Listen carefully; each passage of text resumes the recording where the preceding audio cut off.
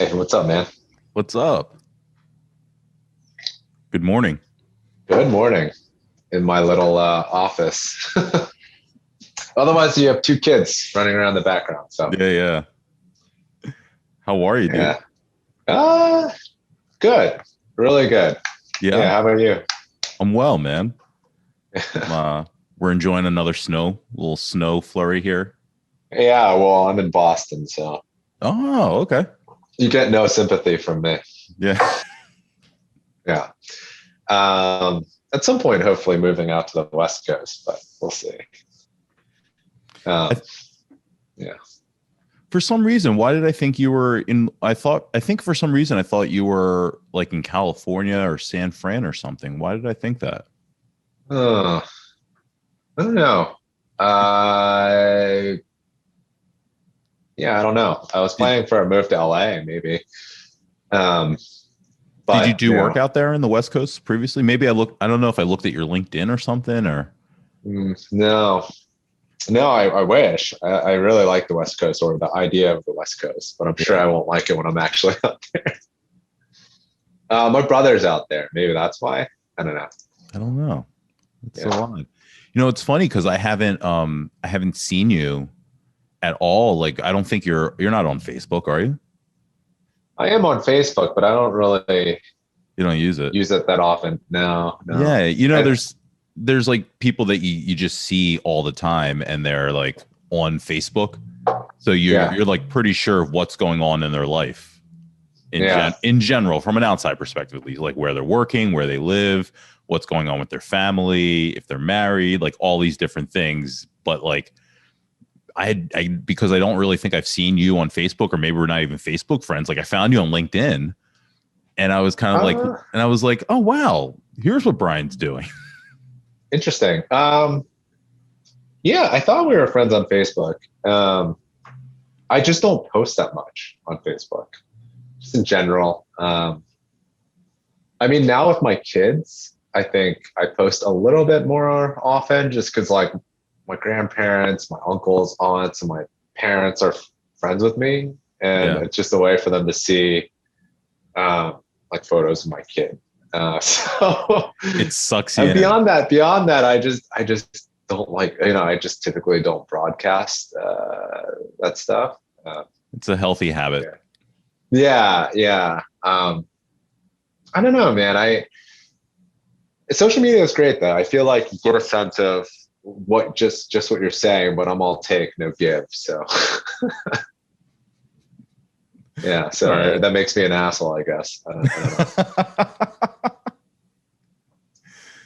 know, um, but I've seen you post high school though. Obviously, like I don't know where I think I saw you at Wawa's a couple of times, but okay. this was like while I was in college. So I mean, Right. Jesus, that's like that's 10 years ago. Oh, more, more, Yeah, more. yeah. I mean, I haven't worked at oh, Wawa. 50. Oh, sorry. Like, dude, it's 50, like 18 years ago, 17, Yeah. 18 years ago. Yeah. Yeah. Yeah. And just, it's crazy how fast everything's just flown by. Well, that's the funny thing with doing this now.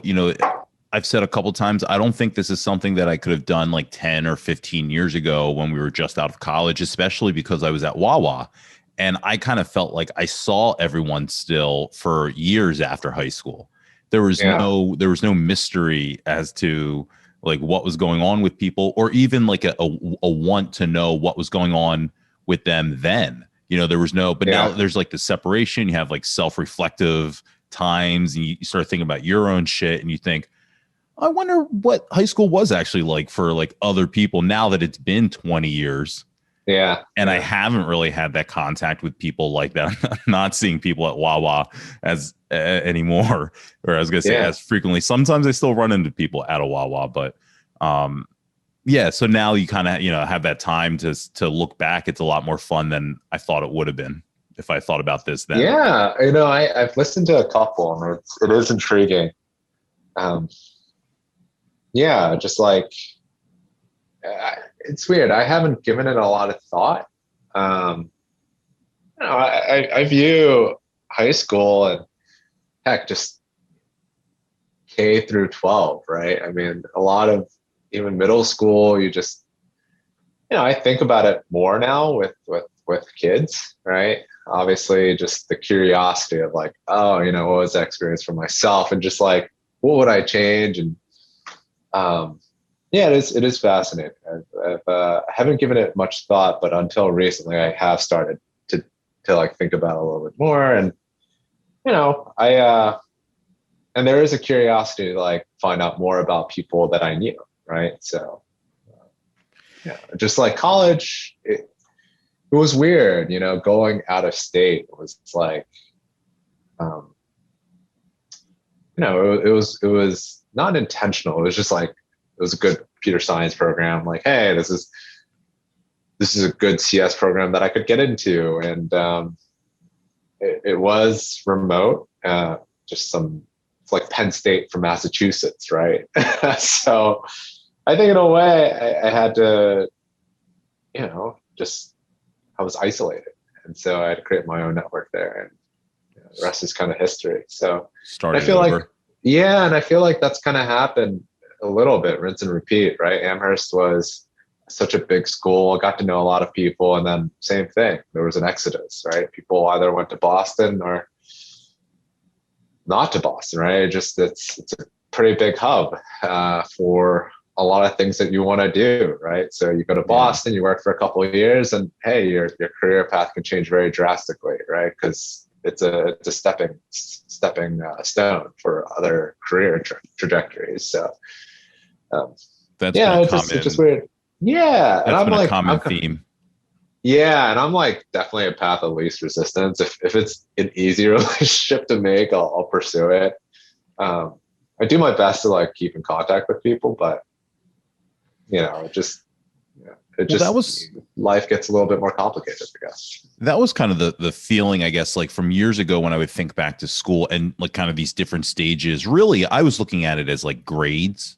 Why, when you go from this grade to this grade, or you switch from this school to this school, why do friendships change? But really, I guess it's more like stages in life, and people are in a lot of cases, there's a lot of different reasons, but like, I was wondering why like these friends that I would have in elementary school weren't friends anymore in middle school, or why these people I was like friendly with in middle school now I just have no relationship with in high school, or like it.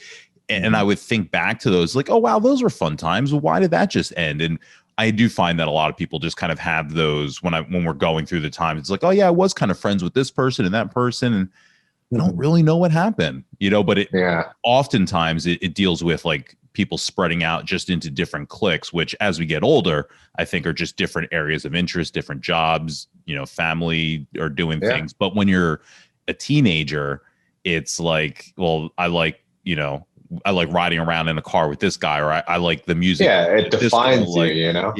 Yeah. Especially, yeah, it's funny. It's like the friend network defines who you are versus you define who your friend network is, right? I think that's where it's funny. I got involved in video games in a bad way in high school, and I think that changed my trajectory.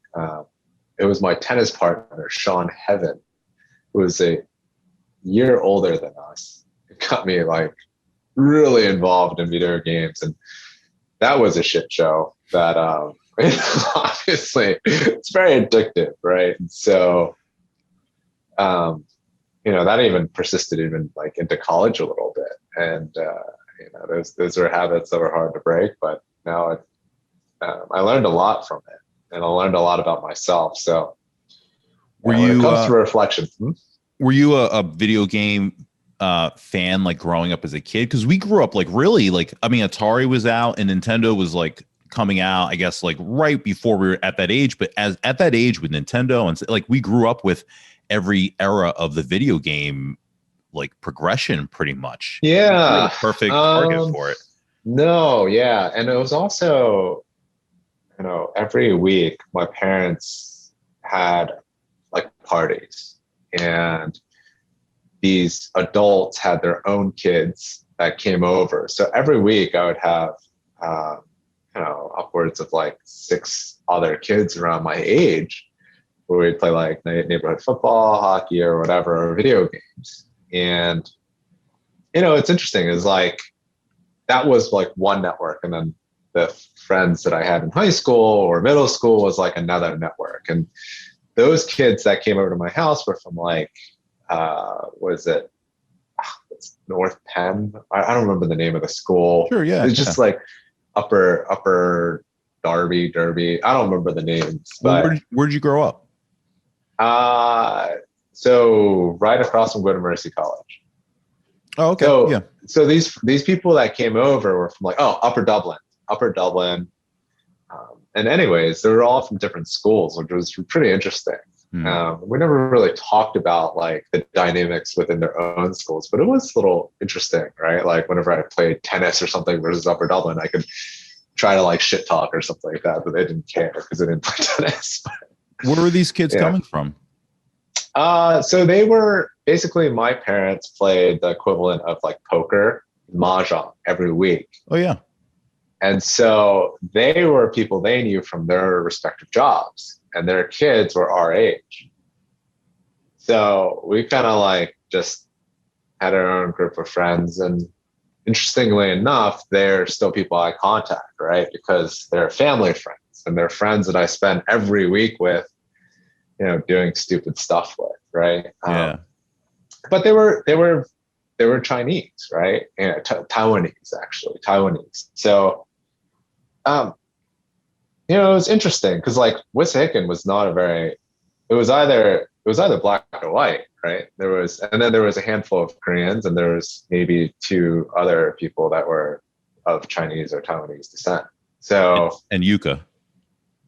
Yeah, Japanese, right? Yeah. So, so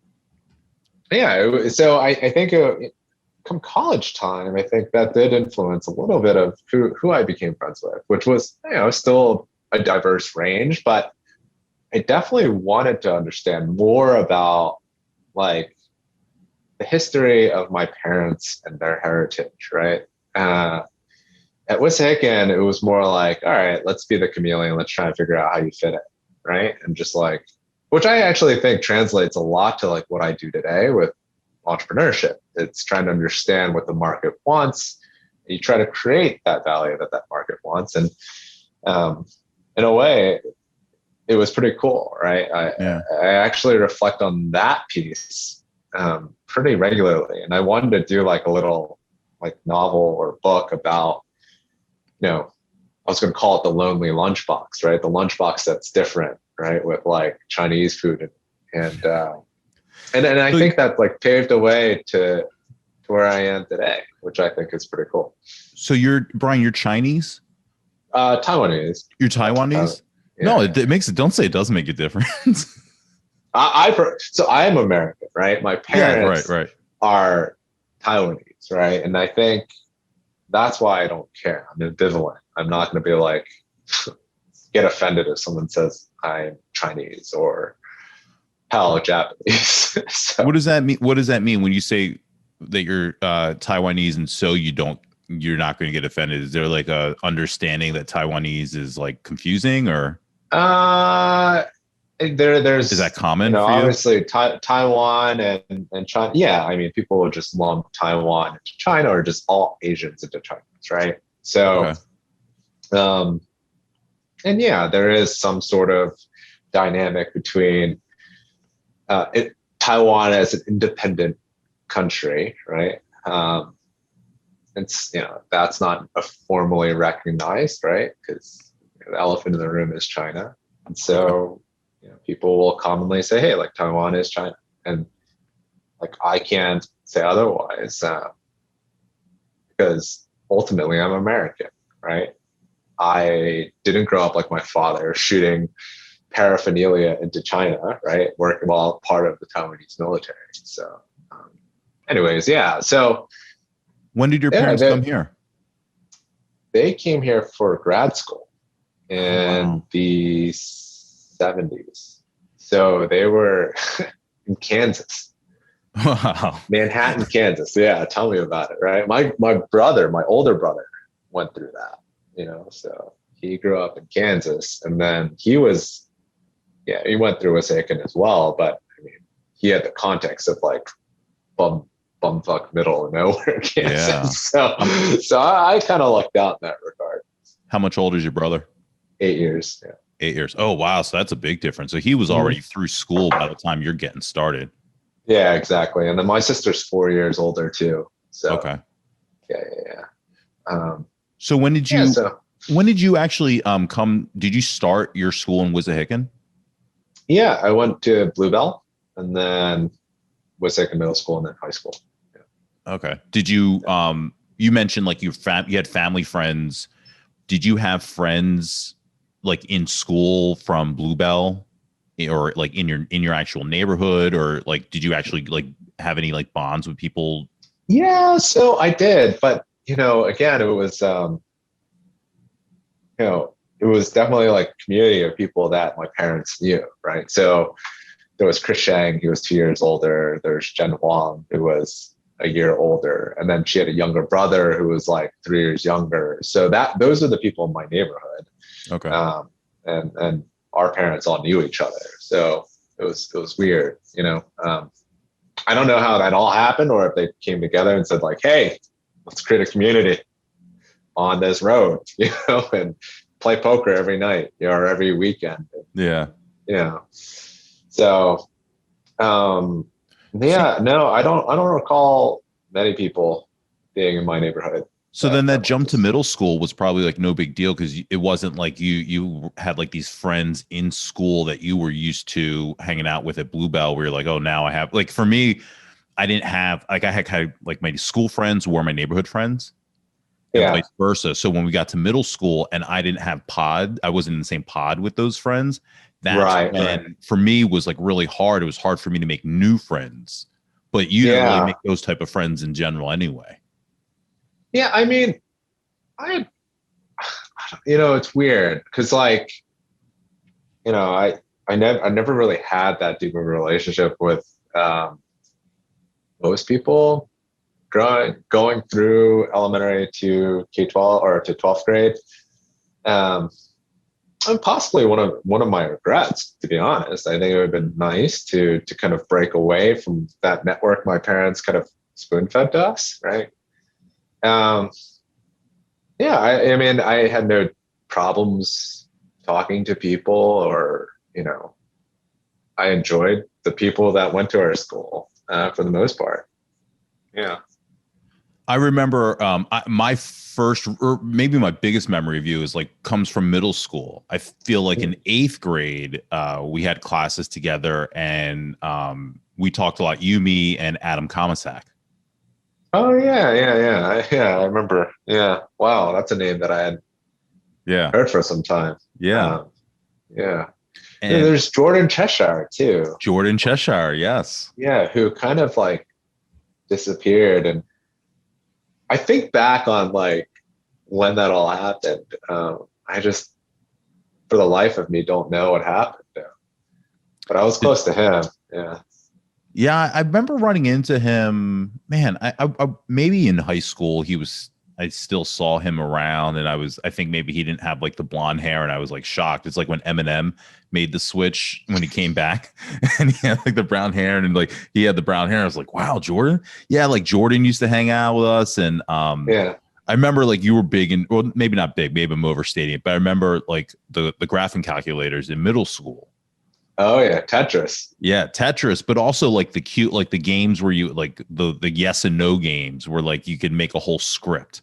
And like a choose your adventure. And dude, I remember it was like, I think it was like Rishi or Joseph Conlon or whatever got me into that.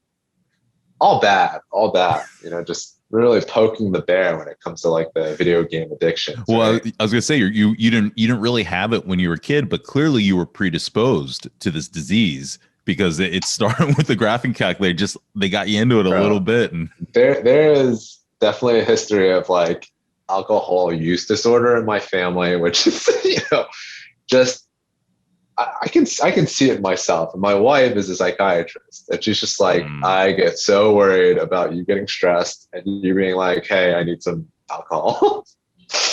Don't worry, this is not an intervention. I'm fine. I'm just saying that my wife tries to nip it in the butt for sure. And she's well aware of the video game thing. I've talked to her about it. You can't hide it. No, and it's like, I mean, I've cold turkeyed it for the last like couple of years for the better, like redirected it to other things like healthier things like the gym and my business, right? So and I think that's been really, and my kids, right? So those are, you know, it's where I channel it, right? But there is still that kind of quality that it's almost like a kind of zeal, right? That, yeah, I don't know if it's a good thing or a bad thing, but you know, it's not being dumped into video games now, which is good.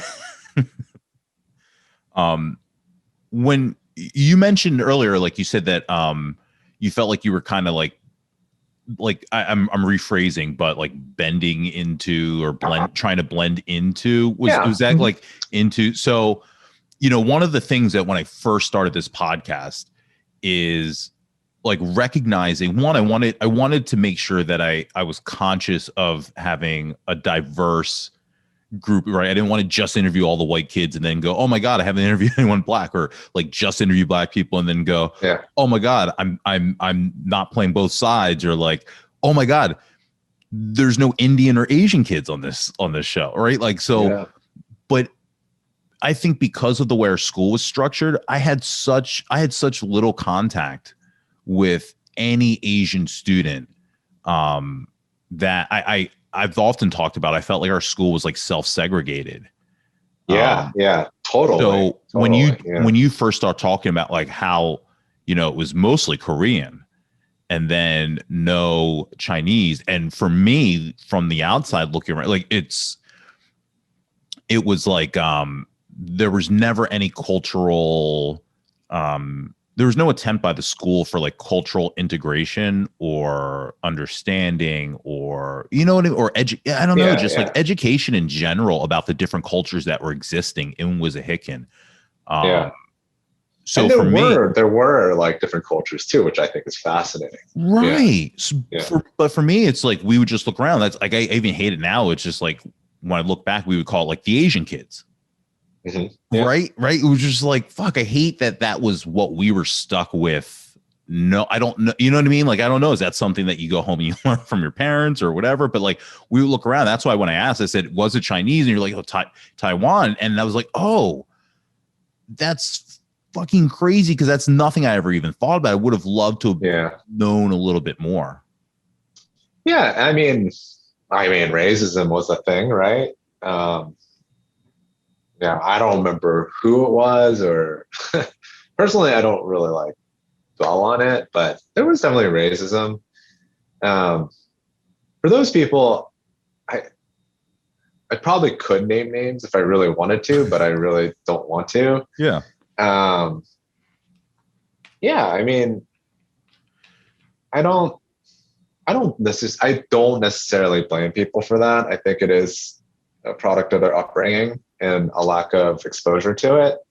And I think you hit the nail on the head. There's just not a lot of exposure to that, the diversity. Or there is diverse, like there was a diverse community, but the school didn't attempt to kind of make those bubbles intersect, right? It was like, and it's okay. Like, you know, my parents, I grew up with a pretty good golden parachute where I didn't have to worry about money and other stresses in my life growing up. Whereas some of the students, my peers, probably had those concerns, right? That, you know, might have lashed out in a way and been a bully, right? And, you know, when I reflect on it, I'm not angry. It's just like, you know, there's nothing I can do about it, right? But there is this kind of like peace, right? Coming to terms with it and just being like, look, I was lucky and didn't have all these concerns. Who knows what their concerns are? Right. Like why did they feel the need to do this stuff? And that's probably being married to a psychiatrist, FYI. So whole me would be like, fuck that person. But no, I do think that sometimes reflecting on not just yourself and just maybe like circumstances that create a certain action with another individual, I think that's what you're curious about as well, right? Which is why you've created this podcast, which is pretty cool. So Yeah. Did yeah. you did in high school, did you interact more? Did you like consider yourself friends with people in high school? Or was it still just like the community that you had from your family? So in high school, I mean, it was probably, there were people that I really enjoyed being around, right? That I would consider friends. And then there were groups that I interfaced with because they were people that were around me, right? And or like played sports with. But yeah, I mean, the people that I enjoyed being around with were probably the Joseph Conlins, Dave Majumdars. Rishi and I would get, it was a love-hate relationship, I think, with Rishi. But ultimately, I like Rishi. And then even like, oddly enough, Matt Choi, you know? Mm-hmm. And it was weird because it was one of those relationships through tennis, but it translated into like things. I remember we played a game at Rishi's house on LAN, and you know, Matt would get very start cursing in Korean when he'd get messed up in the video game, and he'd shout throughout the house, Rishi's house.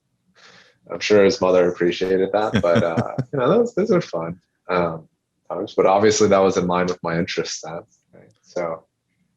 Did you so you mentioned sports, you play tennis. What else? Did you play other sports? No, it was just tennis actually. Okay. Yeah, I did play like a lot of pickup basketball, but that was not at school. How do you pick Played up every tennis? Sunday. How do you pick up tennis and only tennis? My dad, he played tennis, and my grandfather played tennis. So in Taiwan, they had a tennis court. So whenever I went, I would play tennis, and he played up until he was like 86. Wow. And then my grandfather. So it's like, but I never took it that seriously, unfortunately. I guess. Were you good? Not really. Not really. No. I mean, I played recently with a bunch of people who were like, one kid was like D1, and I was just like, wow, I forgot just how bad I was at this damn sport, you know? But honestly, tennis wasn't my favorite sport. Like I like basketball. I like basketball. I like football. Yeah, I like basketball. I like football. I just, for whatever reason, it never stuck. Like, well, yeah, my parents didn't want me playing football. You didn't think about going out for the football team? So like, yeah, I mean, it was a hard no from my parents, right? They didn't want me playing football. Why? They're just scared. Brain injury, you know, like timed for practice, and like my cousin Jeff Pan, he played. Jeff Pan's your cousin? Yeah, I didn't know that. my first cousin. Yeah, on my mom's side.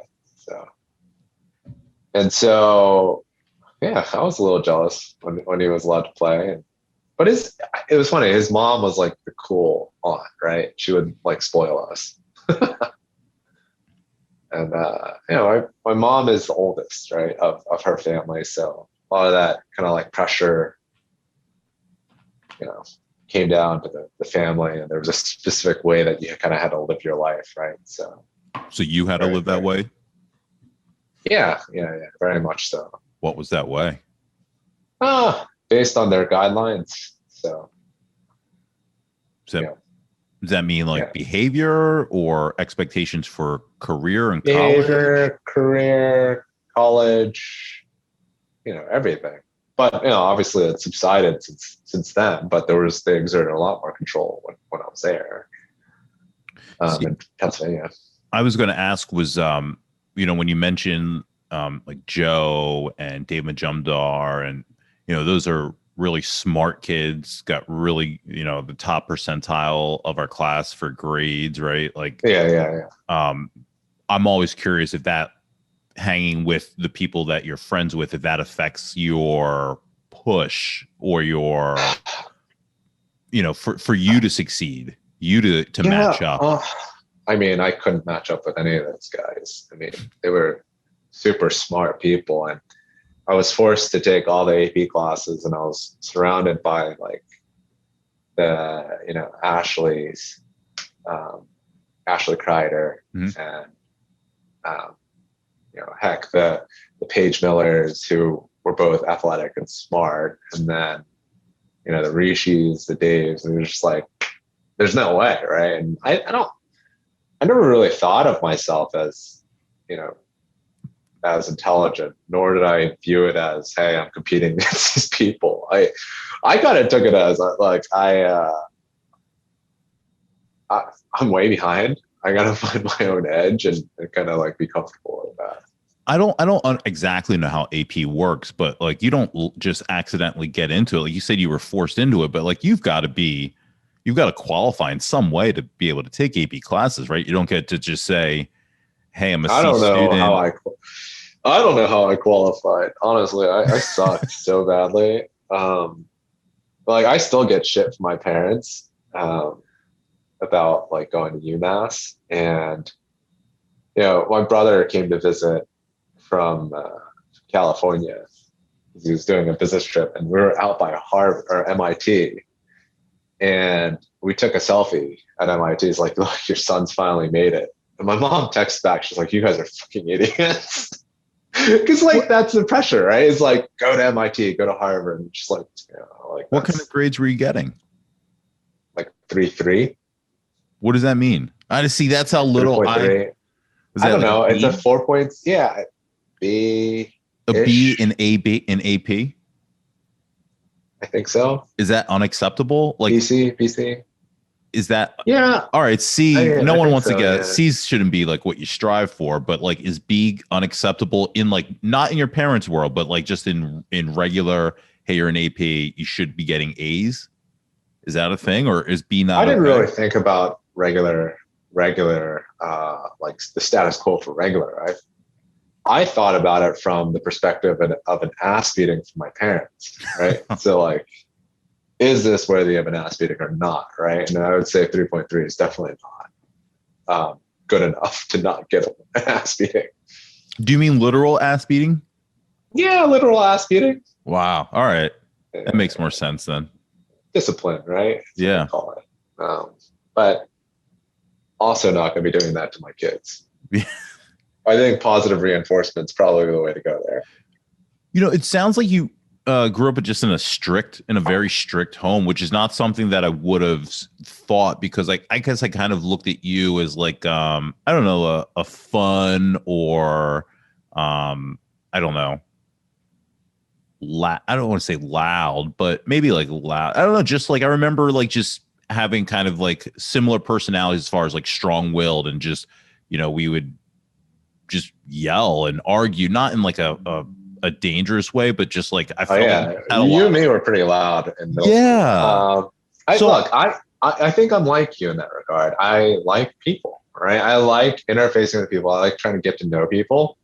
And high school and being in school was a reprieve from the kind of strict confines of being at home, right? Yeah. I got to a certain point though where that addictive personality or addictive stuff definitely came from my parents, because they were addicted to like playing mahjong, right? And the weekends I had to myself when my sister was gone, right? And so I think at some point they were just like, I'm tired. I don't want to micromanage Brian. And at that point I was just like, well, screw this, you know, I'm going to do whatever the hell I want to do at this point, because, you know, I was so used to walking on thin ice. And, you know, and that coincided with the video games when Sean Heaven got me involved, and we'd play online games together, you know what I mean? And just an unhealthy behavior, because it was like, here, I'm going to hover, be a helicopter parent, or just like strict. And then all of a sudden, not strict, not giving a shit. And, you know, I'm glad I got it on my system before college, right? But even then, there was still a period of college where that happened. And it was like I was completely free from the confines of that strictness.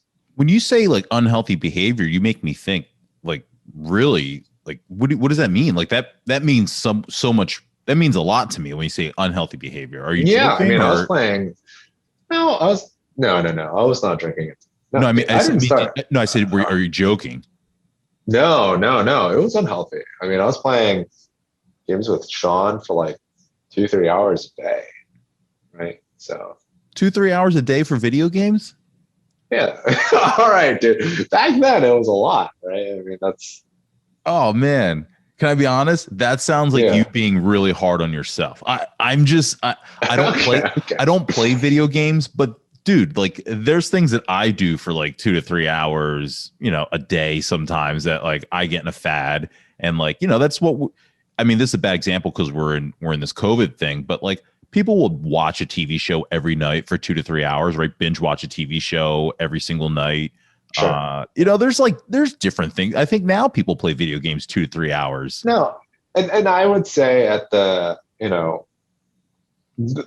that period of time in your life or in my life, you are capable of learning a lot. And I feel like I did squander that time, right? That could be used productively versus playing a game that doesn't really change much, right? And I think, it did expose me to people. I played video games with people in Asia, to Turkey, so I did get to talk to people of all walks of life at a very young age, right? Yeah. I was talking to like people who were like mid 20s to late 30s, right?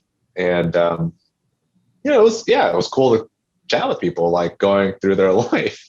And here I was as a teenager, right? So especially because you didn't connect so much with like people outside of like school. You mentioned like, a few friends, but mainly like your community was your community, like from your family and neighborhood and all that, right?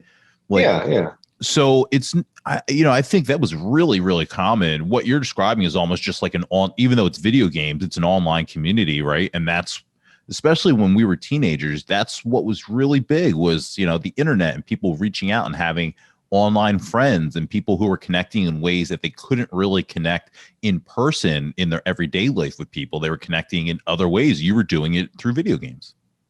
Yeah. I still thought it was unhealthy.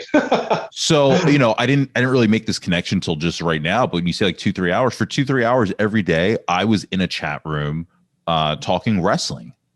I worked for CNN, who owned a wrestling company. For Turner Sports owned a wrestling company, and I would moderate the chat room every night for like, I don't know, a couple $100 a month.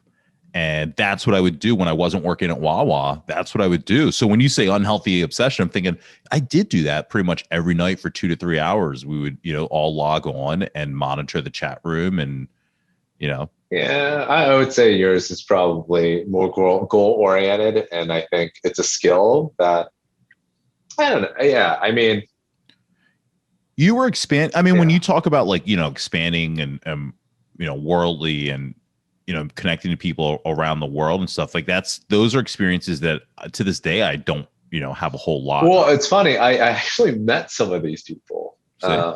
Yeah, no, I met. So I did a stint for Best Buy Corporate. It was funny because I've been playing with this guy for maybe like 5-6 years. Never knew him, Jeremiah, and I was just like, dude, I'm gonna be in Bloomington, Minnesota. Knew nothing about this guy except for the fact that we played video games for like the past 6 years. And he comes to pick me up from the airport, and again, never seen a picture of this guy, mind you. Dude, he ends up being a GQ model. Oh wow! With a trust fund, and he brings me to his house party because he owns this like massive house on the. Anyways, so there I am meeting this guy for the first time, and it's other people that he's done shoots with, and these women are all like, they're all taller than me, right? So they're all like 5'11" and up, and Jeremiah is like 6'3", and they're all like, kind of like the anti-gaming like what you would think as a gamer. And I was just like, wow, this is interesting, and decided to become like a special forces person because he was bored of being a just like a trust fund baby. So I still talk to that guy, which is crazy because this guy I met completely through video games, and yeah, like we're still friends. Like, yeah, there's cultural 20 years later. There's cultural value to, just experiences in general. I thought you were going to say like, you weren't bathing and you were, going for 8 hours, a day. And from the time you got home until the next morning when you had to leave for class. And okay. No. That's right, what you know what I mean? Like you're emptying your bank account to buy extras in games and to get No, actually I was doing to get the weapons and actually, no, man. So in college, I learned, this is terrible, but I sold items that were generated from admins. Wait, you sold what? Items, virtual items. I made about $60,000 in college selling virtual items that were getting injected by a server admin in Turkey, and that would split. Completely unethical, by the way, but it was a hustle that, like that's awesome. No, I mean, I guess I feel kind of bad, but I got to see inflation firsthand. But that's a great example of like, just immersing yourself in that world gets you to that point. Yeah. You don't pick that up in your first year and start doing that. You know what I mean? You get comfortable in it, and you're right. I mean, it does all kind of come together. So my previous venture before this current company was another startup. And one of the guys that was a co-founder, he was into games in a very bad way as well. So we immediately hit it off because he had sold virtual items as well. But this was like all throughout high school. So like he played football for a school out in Massachusetts and then kind of like turned it into a side hustle all throughout, like played games professionally all throughout college too. I mean, keep in mind, this guy was the son of a billionaire. So, I mean, he didn't really have too much to worry about, but yeah, I mean, so when he raised the funds and we just initially hit it off, it was actually because of games like that. We had an extended conversation. I remember in North Carolina, he was looking for a technology vendor and I was like, look, this is what we can do. And started working together and we had this entire meal over talking about virtual items and video games. So it's interesting how kind of like technology sounds like you've been plugged into technology in general since the graphing calculator. Yeah. There was definitely something interesting with like building something people would want to use, right? I think that's been a reoccurring thing in my life. I would say is trying to like create value for people. I don't know if that's me desperately seeking validation, but no, I guess I've always been interested in like, how can I make someone's life a little easier? That's the start of invention, right? Yeah, but also like even people in my network, right? I think I do have a good friend base here in Boston. I would say more times than not, I will go out of my way for people. And just even strangers. I don't think, and I've had that. I've been that way, I think, even throughout middle school and high school. I genuinely cared about our classmates and I thought people were interesting. Yeah. Did you date in high school? No. Did you try to date, I guess? Or was it not in your world? Like it wasn't really in my world and none of my friends dated. So it just never was a thing to possibly really come up unless I was to go off on my own and try and do something, which, wasn't. No, I just didn't know how to. Right? Yeah. It just wasn't, again, it wasn't something that I was exposed to or even accepted. My brother and my sister didn't either. In fact, I pretty much started dating as soon as I got to college. Probably the first 2 weeks of college, right? And like, just to give you some context, my parents were just like, what are you doing? You're like fooling around. And just so you know, like you can draw a conclusion based on that, right? Because my brother and my sister didn't start dating until later. Wow. And so, and I didn't even start drinking until, I'm saying this, but I mean, it's still underage, but like as a sophomore, you know, Mm-hmm. Even then I was like, no, I didn't get into drinking like in a bad way either. I was always kind of wary of it. My uncle passed away from alcohol use disorder, cirrhosis. So that Wow. was something that was like kind of close to me. I had a similar, I mean, my, drinking and all that, like I didn't really get into partying or anything like that until, probably like around the same time, sophomore year of college. I'm okay with that. I'm okay with that too. I don't think there's any regret there. I think that just a video game thing was my only regret. Like, how could I utilize that time? It's not just like this methodical, robotic, how do I optimize my life? It's just like, no, I think there's a lot that yes, there are some positives that I got from video games and the network I created there, but I think there's diminishing returns of that I could have maybe applied elsewhere, right? And participated in club stuff more, right? Yeah. Gotten to know people that when you looked out, like, or were you self-aware in high school to like look out at the different cliques, the different groups, and see that they were like, you said you were okay with what you were doing, but to see that there were kids that were having parties, that there were kids that were doing this or doing that you weren't included in? No, I it was funny. I didn't even know, right, that there were those cliques that were partying without me. Because again, it was every week. We had people over, right? So You had your own. And I would say probably in college, maybe that came up where it was like, oh yeah, that's what people were doing, right? But I made it up in college, right? So, and even then, that wasn't like, I felt like wolf in sheep's clothing when I was at parties too. Like, I had no problems talking to people. I would rather be at a bar with a small group of people as opposed to, with a bunch of people that I kind of sort of know, right? So, I think that's kind of been the big pivot in my life is, while I can engage in small talk, I think my goal is still, I want to get to know people, like, to the degree where I can make an impact on their life, right? Yeah. And so that's such a leveled and complete 180 from from like my mindset, I think, back then.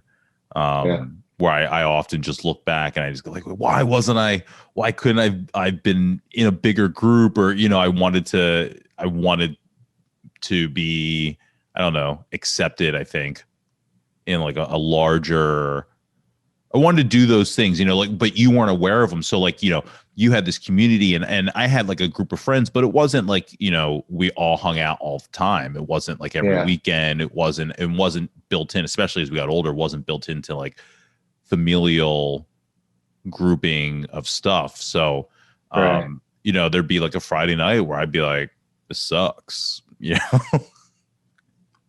I mean, look, I'm not going to sit here and say, hey, I didn't want to be accepted. That's the exact opposite. I wanted to be accepted.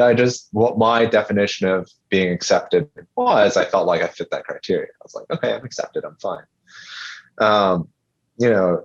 I guess the difference is, accepted for you is going to a party. For me, it's like, hey, just being able to casually talk and get to know people, like, if I really need to, or just holding an extended conversation with people if I need to at school, you know what I mean? Or through AOL, for crying out loud. And that was enough for me. Well, it wasn't the party so much. I think it was, it was, but I think it was like knowing that it was happening and not knowing how to access it or how to get involved in it, the same way that someone who wants to start a business might, be afraid to ask questions about how do I start a business. You know what I mean? And Yeah. and for the next 10 or 15 or 20 years, they might lament that they've never gotten more into starting a business. And it goes, you know what I mean? Like, I guess in that way, more so like, Yeah. how do I get into this world? What are they doing? What's it like? Is it like what I hear about? Is it like what I see on TV? Like, what is, what is this, the people that they're doing it with, the girls that I see? It was just this curiosity and not being allowed to, not even knowing how to approach it or how to, get, it seems so out of my control. I think just that natural, what is that?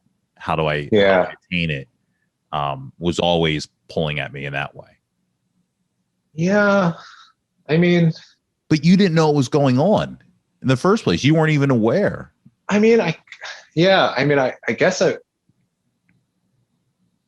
I was aware. I'm assuming I was aware. It just wasn't a priority. Yeah. Because there's just, look, for me, I know my constraints, right, with regards to my parents. Yeah. So, and even if that were the case, I'm not saying, hey, like there was a overflowing inbox of invitations to like hang out. I'm just saying that it's just not something I necessarily kind of cared about, because there's no way that I was going to be able to stay out late, right? Right. Without being under the watchful eye of my parents. So, and only until later in my life did that become kind of like okay to hang out, and I did in junior and senior year.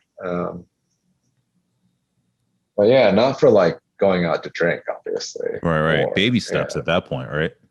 Yeah, baby steps. But like when I was in college, all bets were off there, right? I mean, like you set yourself up for failure for that, right? I mean, but no, I don't think it was a hard skill to pick up, which is like finding things to do with people you think are interesting, right? Or wanting to do something kind of more once you've found a group of people you like, right? I mean, post college, I moved down to Durham. I moved to multiple places. I lived in New Zealand. Cities. I lived in New Zealand for a year, and same thing. It was pretty easy for me to find a group of people through a gym or meetups like around business, and ended up barbecuing on a beach with a close group of people in New Zealand like pretty much every week. Or I played pickup basketball again at like multiple times a week in New Zealand and in Durham. And so I thought it was pretty cool, right? Like that. I don't think I missed out on anything, because I feel like that is something I'm comfortable with. I've historically been comfortable with it post college, or actually at college too. So it's just a much healthier outlook than I have. Yours is like just very healthy, and mine is just but I'm like that with a lot of things. I look back on a lot of things, maybe not necessarily with regret all the time, but maybe like trying to figure out why it happened, and can I recognize opportunities again, or it's like someone that breaks up with a girl, or a girl breaks up with him for the same reason 4 or 5 times, and you're not catching the pattern. It's like I'm always like looking back on things like, is that a pattern? Why did that happen so much? Did that continue to happen to me later on? Those type of things. So like I think in that way, and a lot of this podcast was like, when I look back, it's like, oh, did I put a lot of people off? Is that why I wasn't invited, or I wasn't approached, why I never had an opportunity to even like broach those things? It wasn't my personality. And then I look at, the way I've interacted with people in my 20s and 30s, and ways that I've changed or understood, boundaries, or, appropriate times and places to do and say things. I've definitely changed, but all that, I think stems from wondering, why I wasn't afforded access to things that I wanted then. Yeah. And I think the times that I do reflect pretty heavily on high school, it's actually, it's a reoccurring theme. It's just like, but for me, it's more like, instead of how I can make people's lives better, I think about how I might have made some people's lives worse.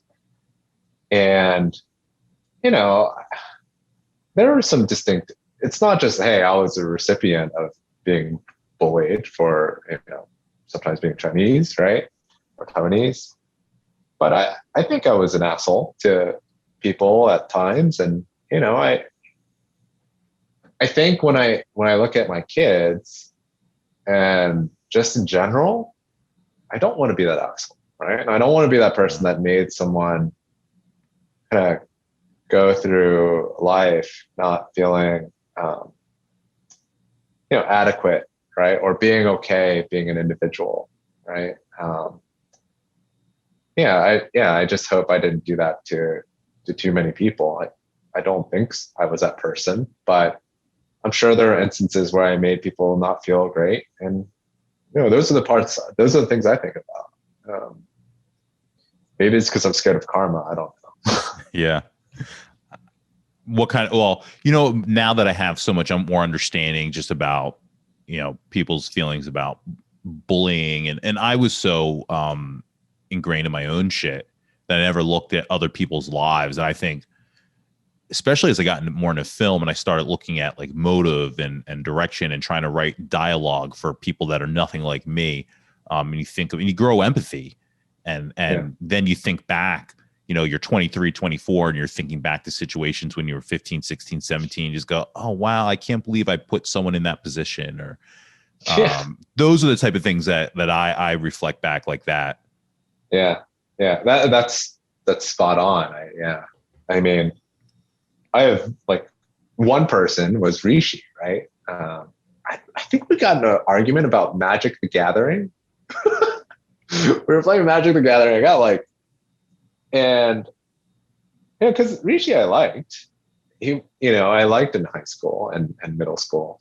And I don't know what about that particular thing of card games that got me so angry with them. But I have a visual of me pushing him, and I was just like, that's stuck in my mind, right? Mm. Or and then yeah, so even with people who have like bullied me, I still have I know who those people are, but I don't hate them.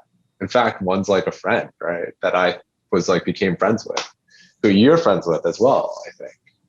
Who's that? Vern. Oh, Chiou. Vern. Yeah. Well, you know, I like Vern. I like Vern. I don't see him. Well, I don't see anyone. I haven't seen him in so long. But yeah, I keep in touch with him like on Facebook. Yeah. Well, he hit me, right? And he came over and apologized, and it was over something so stupid. Like in high school, he hit you? Yeah. Or it was like, yeah, it was high school. And then, I probably deserved it, actually.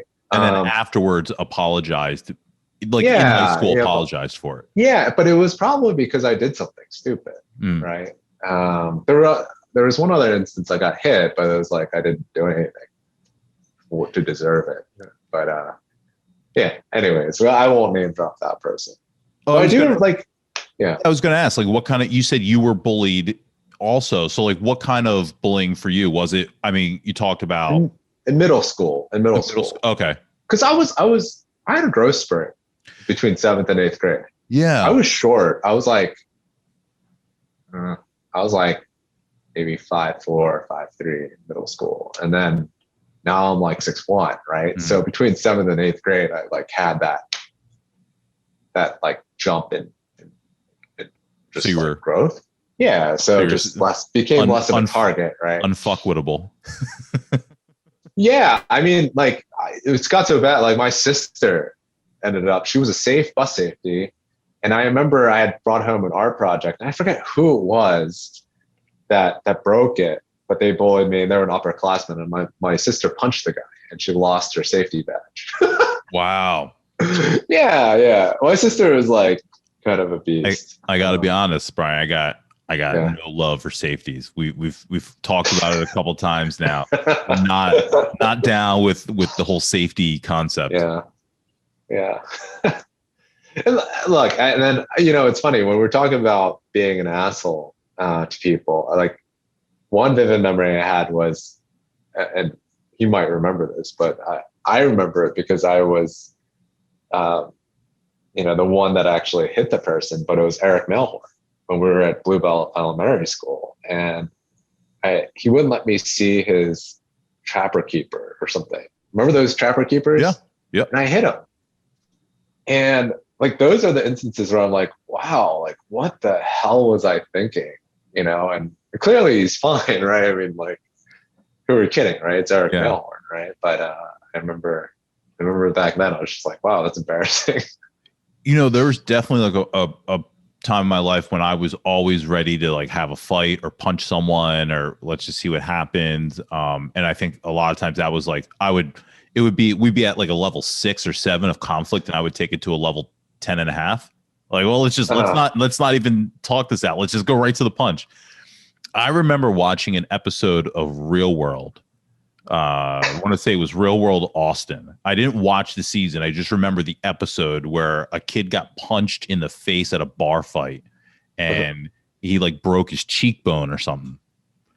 And I remember thinking like, oh, wow. And I was probably like 19, 20. And I hadn't really been in fights a lot at that point, except for like my last fight with Chris Conlon in senior year. But I remember watching this and thinking like, oh, wow, we're older. And these guys, like people my age, hit like grown men. And I have no like skill. I have no boxing skill, punching skill. I'm just a kid throwing wild punches. I better cut this out because I don't want to have permanent damage. I don't want to get in a bar fight. And because I decided to throw a punch, I broke my fucking cheekbone, like my orbital socket or like, and that was the moment when I realized like you have to like it became a real fear to get in a physical confrontation for me after that. Yeah. What's funny is there was one regret was not wanting to throw back a punch that I got sucker punched twice, right? On a basketball court in gym class. And I remember wrestling the guy down and I could defend myself. At that point, I had like 4 years of karate or taekwondo at that point. And like, I wasn't small at that point. Right. But I knew that I would get disciplined. And so I was so frustrated. For a couple of years, I was just like, fuck, man. There's just this kind of anger with my parents for not even who hit me. Just like why? Why couldn't I swing back to defend myself? Right? For playing basketball, right? Mm-hmm. That's why I got hit twice, sucker punched. Right. With braces on. I had braces. And I got picked on for that. And it was like, it was him and his buddy that were like, they thought it was cool. And for me, I was just, my regret was, why couldn't I swing back? Right. And I don't know if I would have won or lost the fight, but at least it wouldn't have sat with me for like a couple of years. This is like festering, regret, right? For being, in this little bottle with my family. I definitely have. I think that played into like my personality of that. I would fester on things like that of when I would get punked out. And I would think fuck, I could see it now. I should have it's like when it's like the jerks. You ever watch Seinfeld? Yeah. The jerk store, right? The jerk store starts because some guy insults George, and George then goes home and he's thinking, I have the best comeback. I should have used that comeback. And now he's trying to provoke the incident to happen again so he can use the comeback. Right. And that's like what I felt like that I would something would happen and I wouldn't act quick enough. It wasn't in my nature. I was like, learning on the go in childhood of like, oh, if someone messes with you, you got to mess back or you got to like whatever. Like, I didn't even know what I was doing. And then I wouldn't do it. And then for days or weeks, I would just be like, fuck, that guy got me. If anyone else ever tries anything like that, I'm going to be ready. I'm going to do this or that, or I should have done this. And that would have been, and everyone would have been like, oh, Corbett. Like, those things go through my mind that I think put me on edge to where like, if anyone told me to shut the fuck up, well, last guy that told me to shut the fuck up sucker punched me. So now I'm going to make sure, I'm ready to go. Like that would be my mentality as a kid. Yeah. And yeah, I mean, the self-defense piece was, not because I would want to be perceived in a different light. It was just like my own perception of myself. Right. And, if there's any sort of like thing that kind of like rubs me the wrong way, it's this idea that I couldn't defend myself. Right? You hated that you knew how, but you weren't allowed. Yeah. It sounds like some Karate Kid BS, but it was just at least trying, right, to defend myself for something that I didn't do wrong. Yeah, no, that's literally, where things go awry in Cobra Kai, right? When the Shit, yeah, pretty much. That's it. That's when, and even in Karate Kid 3, right? When Daniel decides that he's going to be the aggressor, even though he's being picked on, he decides he's going to be the aggressor. Yeah. And he's going to show them, but that's not the principle of Miyagi-Do. Yeah. Dude, I started watching this, unfortunately. I like it. Don't get me wrong. I started watching it. When you have like a 4-month-old, he's just like chilling on my. I should be doing something more productive, but shit, man, my brain shuts off with like 4 hours of sleep. And Cobra Kai is my medicine that just gets me through the night. But yeah, no, I mean, yeah, I'm the old martial arts coach, I guess. It's so good though, right? It is. It's guilty pleasure. It's really good. It's so guilty. I don't even know why I'm even admitting to it right now on like a public podcast. I'll be honest, the acting's pretty good. And they nail like all the important beats. They nail them. Yeah. And they're just bringing back all the old characters. So there's a lot of nostalgia that they're kind of tapping into. The only thing I could say about it is like it's kind of wild how it breaks into Mortal Kombat like 6, 7, 8 times this per season. Like every episode, there's a giant choreographed fight scene, but it's done really well, and so I can let it go. I can excuse it. Yeah, I mean it's Cobra Kai. I don't think if it went to like a full blown debate class or debate competition, I don't think that would have the same appeal. This is, I mean, it's interesting. Like, your view of me was loud, which is funny. I never, hopefully I wasn't bordering on, or was I obnoxious? I wonder, was I obnoxious? I thought we were. I mean, what was your thought of me? Because I feel like you probably thought the exact same of me. I just thought that we were just like. I think we're happy. What's that? I thought we were happy. I thought you were just. Yeah, I don't think unhappy. You seem pretty positive. That doesn't mean unhappy. Yeah. I thought you were. No, I would say that. Yeah, you were loud, but it wasn't like unwanted loudness, right? It's not like you're shouting yourself into a conversation. Oh no, yeah, it was unwanted. I mean, maybe with you it was fine, but like I didn't care. But like with a large, so you would definitely fall into the realm of like kids I had classes with, kids I could talk to, right? Kids that like I knew were in my, and that's what I mean by like being aware of the cliques. I knew there were certain people that I couldn't talk to, that I couldn't interact with, that I couldn't just sit next to and be like, hey, what's up?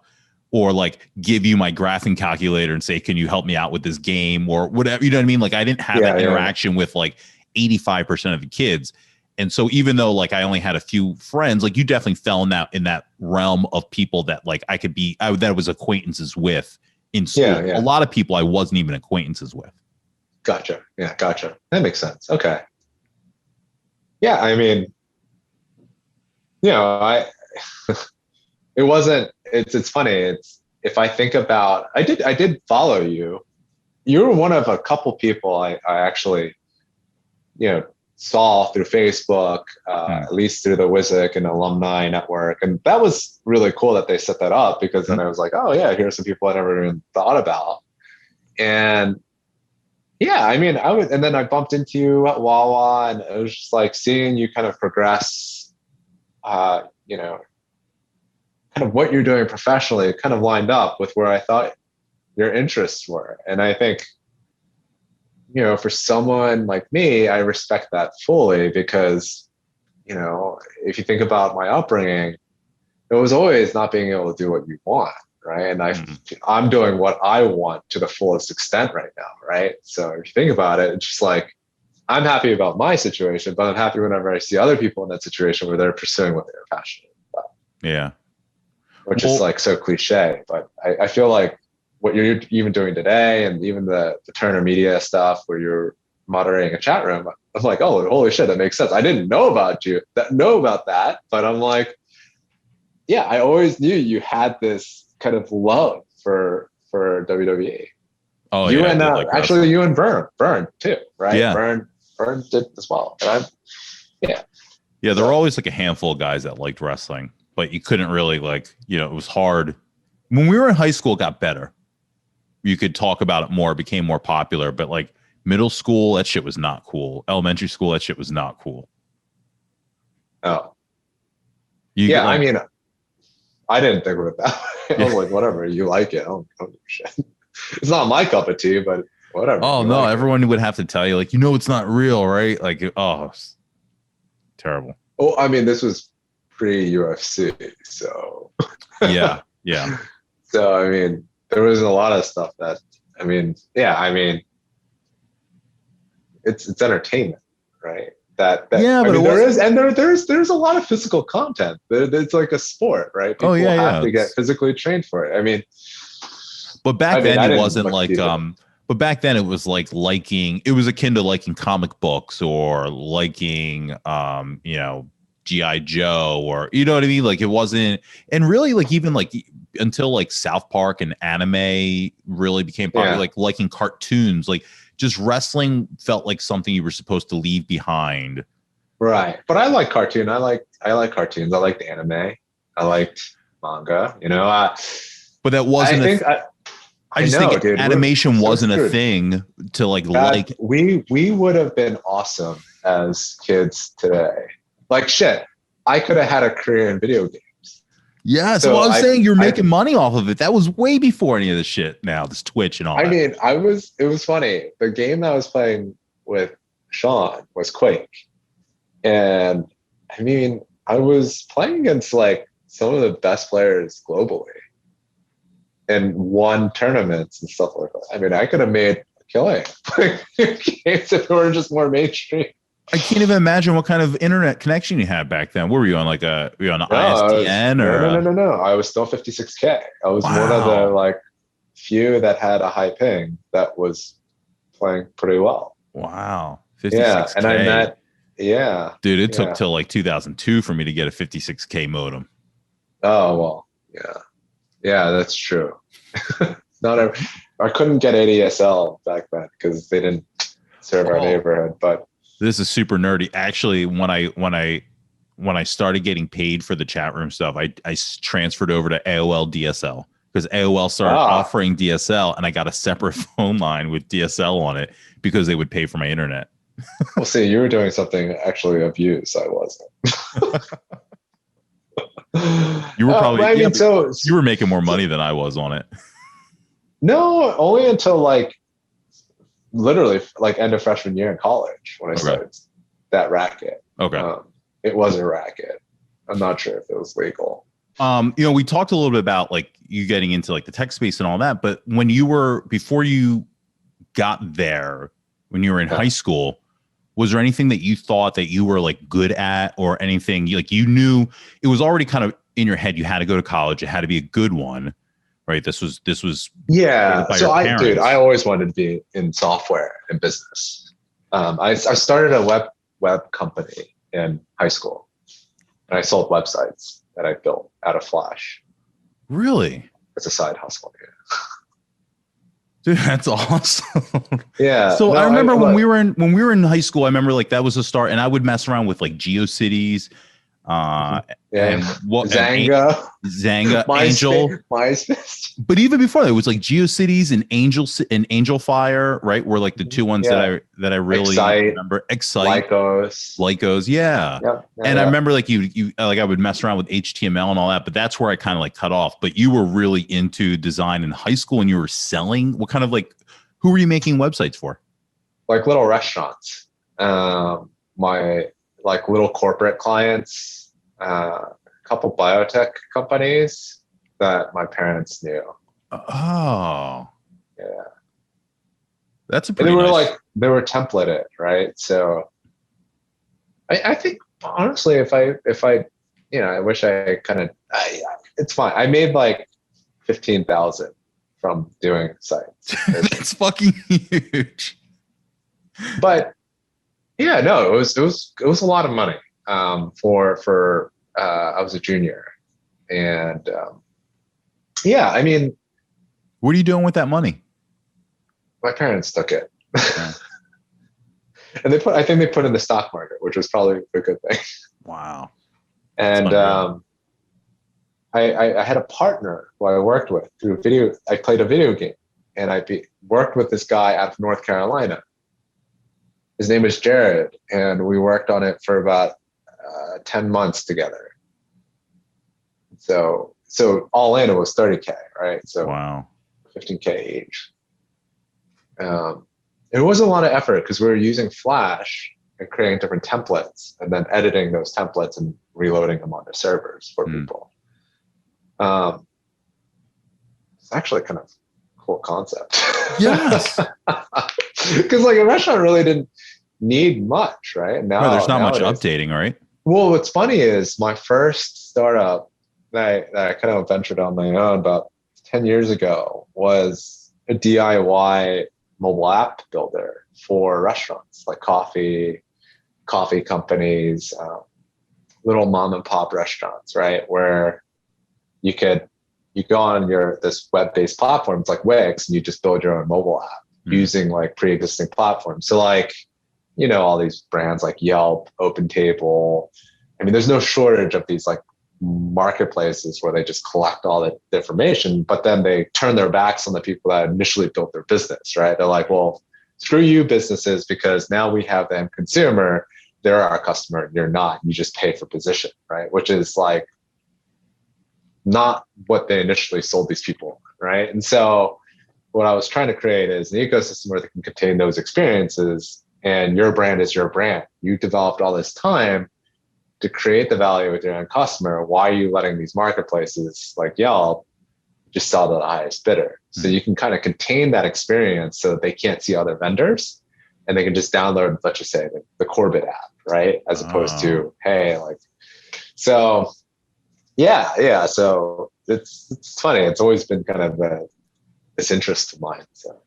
So Wow. when you're doing that in high school and you're doing the web building, are you looking to do that in college? Is that what you think So in college, I started another company called My College Ads in 2002, and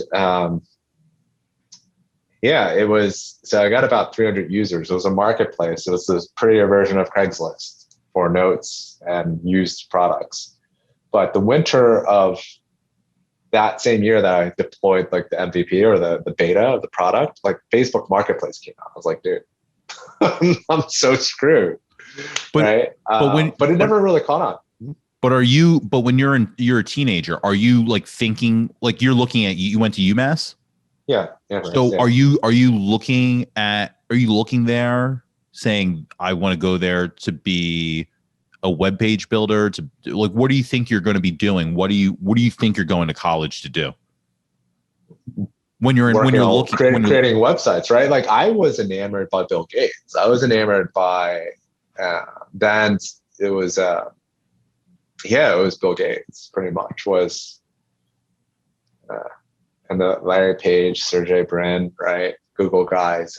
There was this vision of grandeur, right? Where I was like, hey, but it wasn't just the billionaire status. Like it wasn't the money as a motivator as opposed to the access through the internet that really just got me excited. Even with my past startup, right? That it was a decent enough business. It was regional. We tried to expand to Chicago, and we ran it for a year and then consolidated back to New England. But it just sold to a company in San Francisco.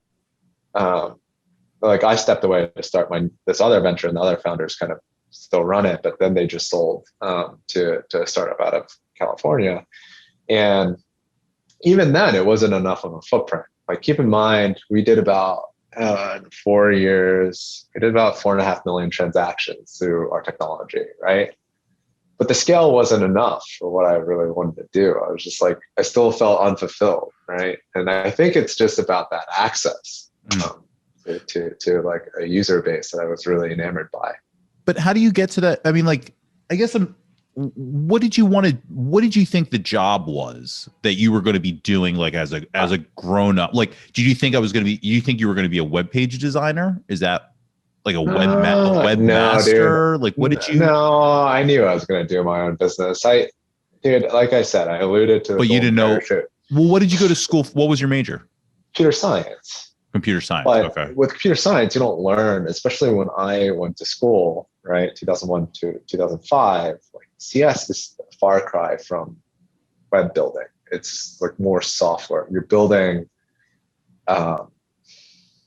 just not websites that you're building.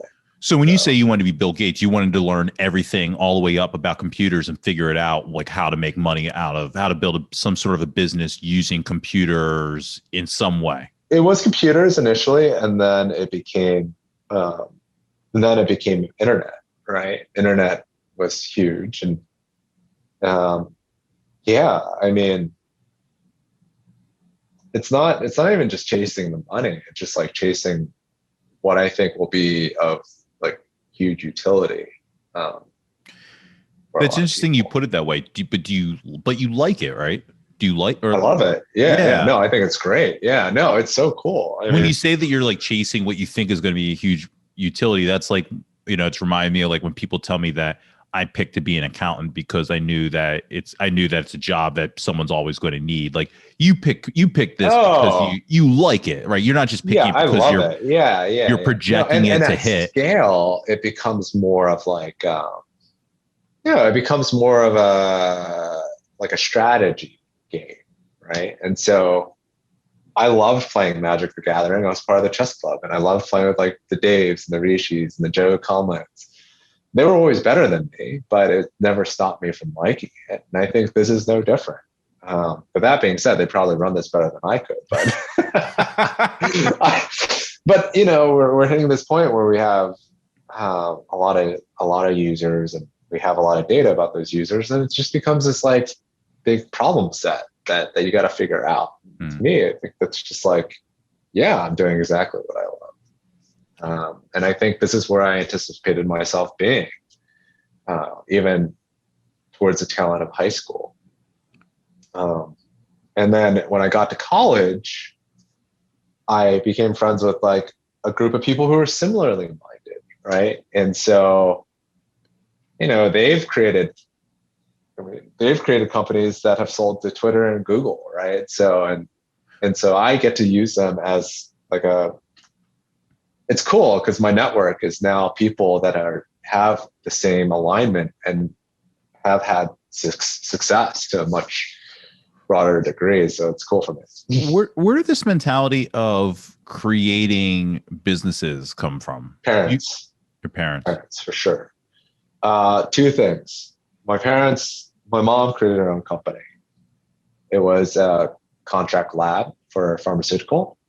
So she worked at Merck for like 35 years and decided to, like, I respect that. Don't get me wrong. I love them. And I think the discipline was crazy, but they did instill I am here because of that, right? I am doing what I love because of that.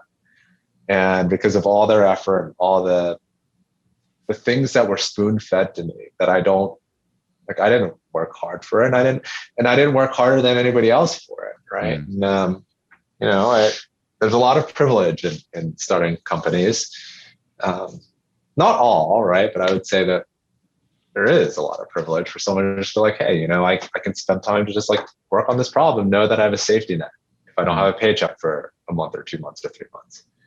Yeah, when you're doing it that way, yes. And I can have friends and family. Oh, come on. It's so much more abundant than you think. It's rarely bootstrapped. I mean, you just, I don't even want to go into the stories from entrepreneurs who sold to like Citrix and, they'll tell you their story, and you come to find out that their father passed away and left them $6 million. It's like, come on, like, there's a catalyst, and it's not always just, hey, grit. A lot of people work hard. And so, I do think that's another thing I really want to expose a little bit, because I think it sets up an unhealthy expectation for the person that wants to start a business, but then see someone else that's successful and be like, oh, well, I'm not working hard. No, dude, it might actually just be that, hey, you didn't grow up in a family with millions of dollars, right? Like Leanbox, this company that I helped kind of scale up, right? Same thing. Like their family sold an energy company for $800 million and turned it into a private equity fund between like a dozen people that turned into $1.5 billion. They didn't want to work in corporate America, and then they got a lifeline of $5 million to start their own venture, right? Like for me, Hello Ray, same thing. Through a family friend, I met the CEO of a billion-dollar company, right? And raised $5 million from them, right? Wow. So it's not work ethic. I mean, yeah, I had to have the past operating experience to a certain degree to get me into to get a conversation with this guy. But yeah, I don't think I worked any harder than anybody else, and nor do I think I'm smarter than anybody else. I just happen to be in this position, and I'm lucky to be in this position. And I have a lot to thank about with my parents, right? My parents spoon-fed me this stuff. So it's so funny you put it that way. Like, it doesn't mean that you work harder. There's so many times with just with this, with this podcast, and I watch other YouTube channels and podcasts that are out there, and I'm a fan of a lot of stuff. Otherwise I wouldn't want to do stuff like this, right? But yeah. I see that the things that people put out, and I just go, man, they're dropping like 2 or 3 things a week, and I'm like, and I think, how are they getting all this out? And it's like, and then I find out like, oh, they have editors and they're paying, like, this is all me. I'm doing all this. And there's so many times when I just go, like, right now, like if I'm watching WandaVision, I go, what are you doing, dude? You need to be, editing that podcast right now, or you need to be getting this next video out, or you need to be getting this ready. You're not working hard enough. And, those things go through my mind, but it's like, no, they're in just a completely different space because they're working with capital and yeah, they have the money to spend on it for sure. And also all good things come in time, right? I think that's what's wrong with the pace. It's like the accepting of, you're doing, even if you're not doing the same speed that other people are doing, right? It's that comparison of like, not the best, but I have something. Yeah. I'm not the, like you say, you're not the smartest, not the hardest worker or whatever, but like you've got something, you've got the idea, and you've got the drive, and what you want to get to. Yeah. And you reflect, right? I think you touched upon that, right? Looking back in your past to see that you don't get dumped for the 5th time for the same reason, right? Everything, like even with what I do, obviously it's very iterative. You build on your past experiences, right? And you evolve, right? I mean, I get into this all the time where I look at, companies in this kind of furniture space, right? The Wayfairs, the Howes, and, I see these like multi-billion-dollar valuations. I'm like, oh, well, look at us, hardly generating any revenue. And I realize like they've been around for 15 years, right? We've been around for 14, 15 months, right? And so I think sometimes that's like the context that, you don't really see that kind of makes that YouTuber or that business that you compare yourself to, or that person, right? Like the things that led up to that point. But it doesn't mean that you're not going to get there, right? Right. It just might be another 4 or 5 years. Hopefully it's not another 15 years, 14 years. So tell me about your company. What is this? So when did this start happening? You said 14, 15 months? Yeah. Where do I begin? Yeah. So February 2019 is actually when I incorporated the startup and raised the money.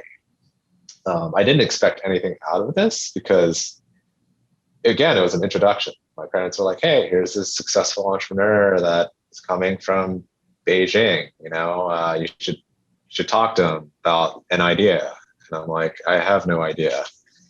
But I was like, I'll drive down to New York for a day trip from Boston. And I came up with an idea based on what I thought he would want, right? What industry it was in. And I knew roughly like they had made an acquisition from Autodesk for about 100 million for like the software platform for online interior designing. And I was like, all right, well, here's my pitch to him.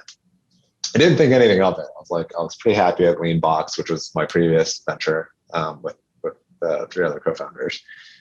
But I was cruising at that point. Like we weren't in growth mode. I was like, okay, it's making money, and like, but it wasn't challenging me. It wasn't getting enough access to enough people that I was like that could like engage with. And anyways, long story short, the guy, finally reached back to me 3 months later. It's like, hey, yeah, I was actually interested in what you had to say.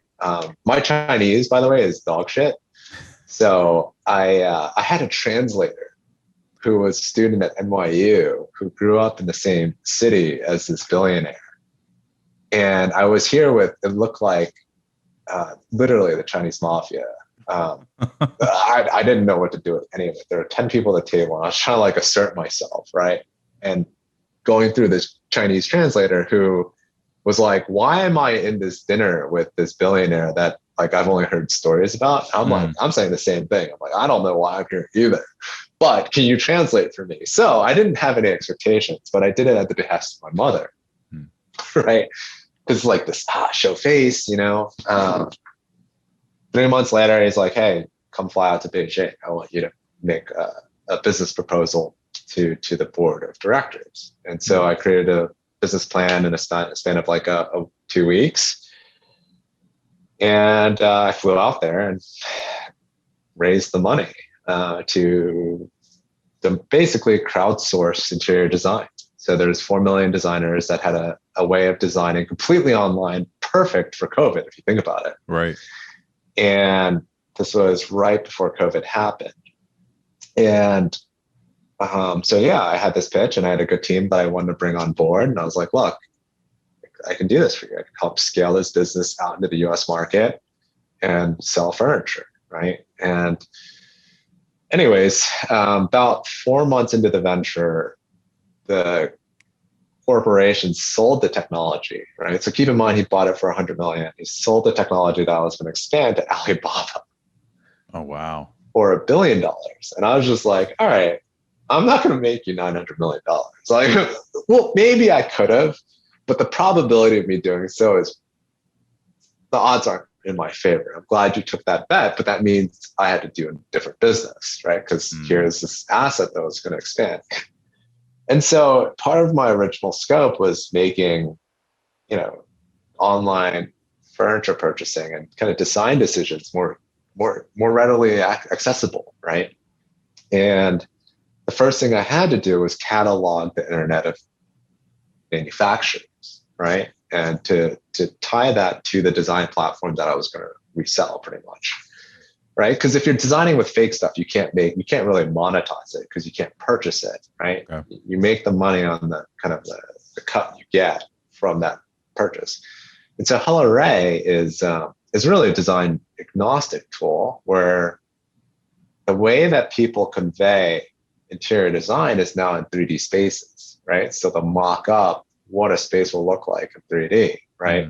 So if you think of the evolution of staging, so going back to the residential staging, people used to do all the video shoots, right? People still do the video shoots, but it's cost intensive. And nowadays it's tough with COVID.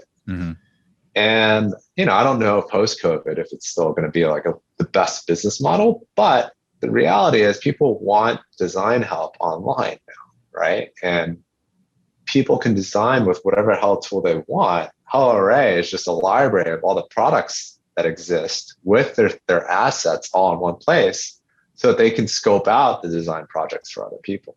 And so commercial is kind of our bread and butter, but we get a ton of just inquiries with residential.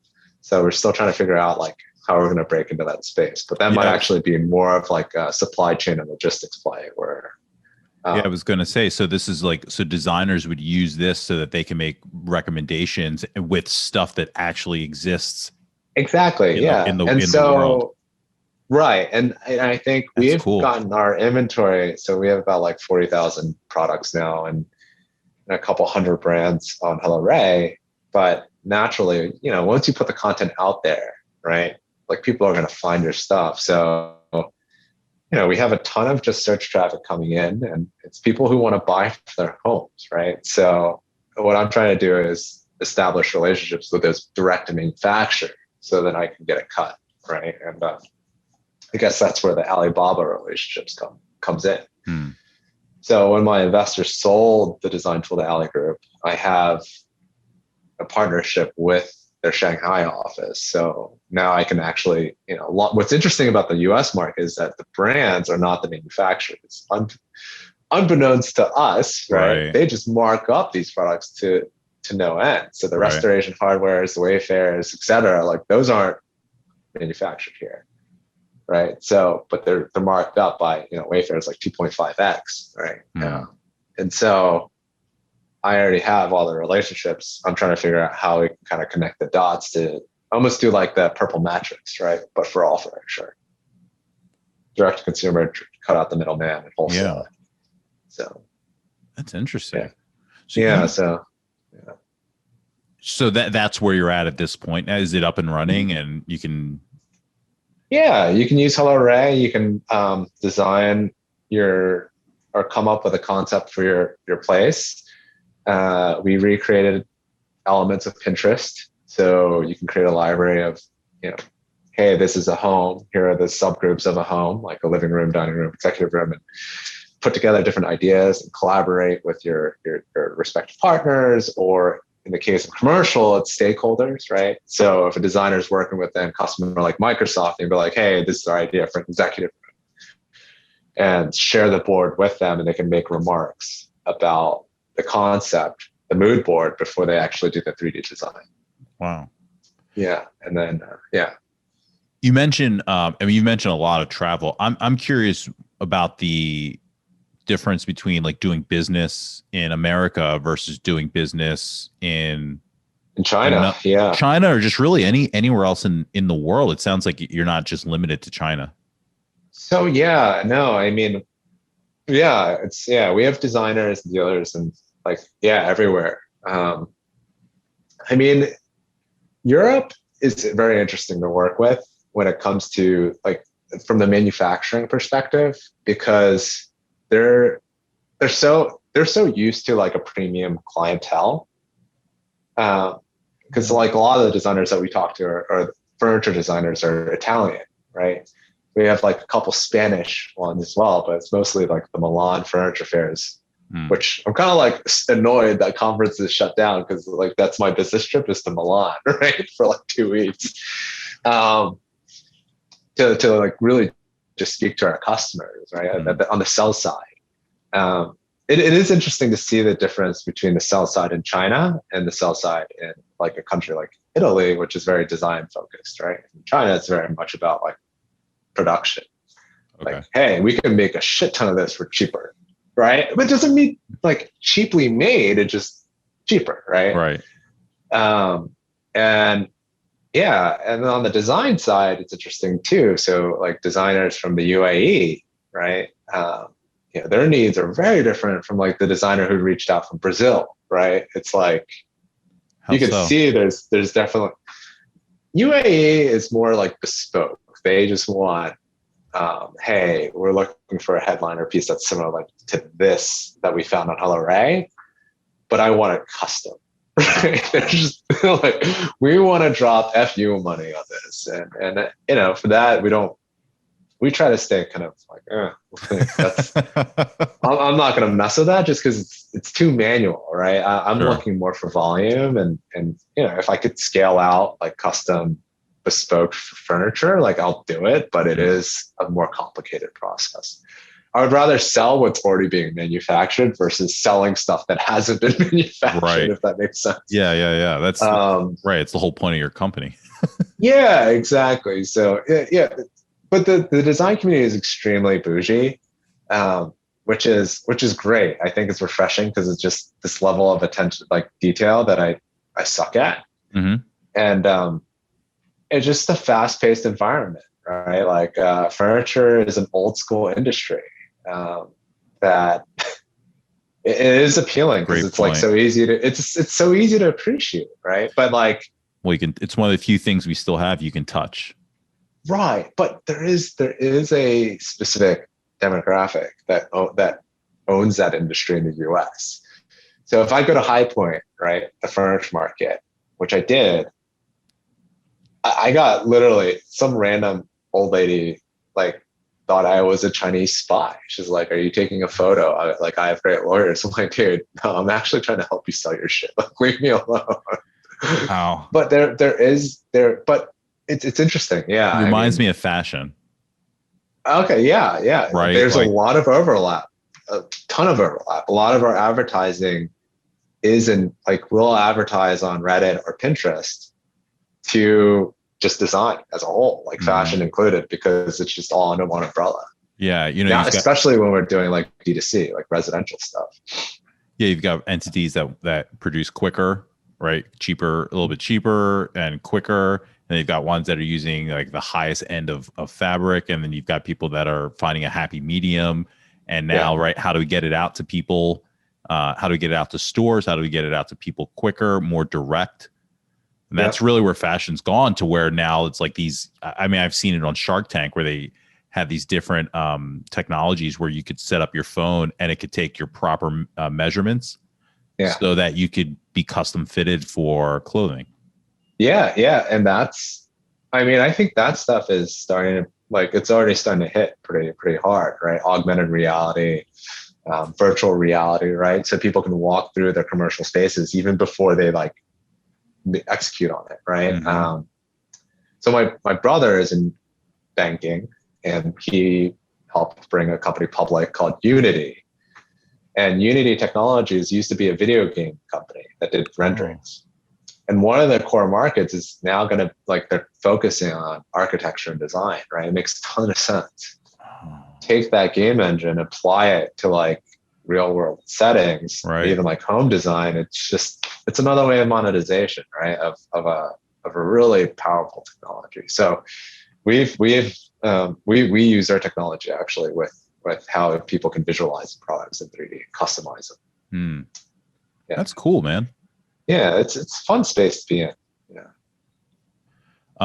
Going completely left, I always have a couple questions I like to make sure I get in there that are high school specific. Did you have a favorite movie in high school? Favorite movie? Probably True Lies.